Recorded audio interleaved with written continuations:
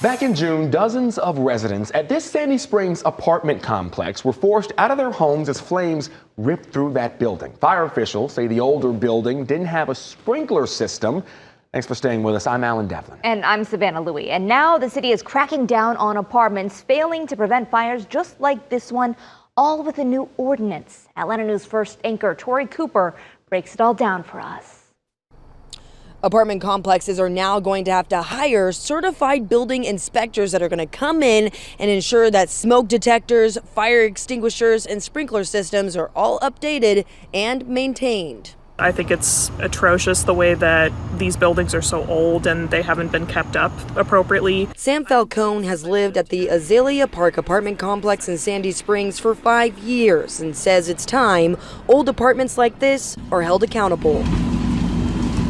I can tell you since I've lived here in 2018, this is now the second apartment fire, the second building that has burnt down. In March of 2021, fire officials say a fire hydrant wasn't working. This year, fire officials say the building didn't have sprinklers. And residents told Atlanta News First, smoke detectors never went off. The fact that they didn't learn from their first mistake is just like, okay, clearly someone is being negligent here. The city says 47% of the 98 total apartments in Sandy Springs are old, outdated, and don't have sprinkler systems.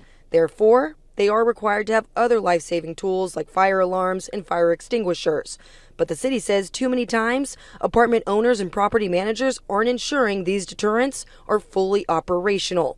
The city says they made $35,000 off apartment fines in 1 year. That's why we're requiring these inspections, because some of the fires that we've had previously at some other apartment complexes were directly related to lack of maintenance. Now apartments will be required to hire a certified building inspector to inspect complexes annually instead of over the course of 5 years.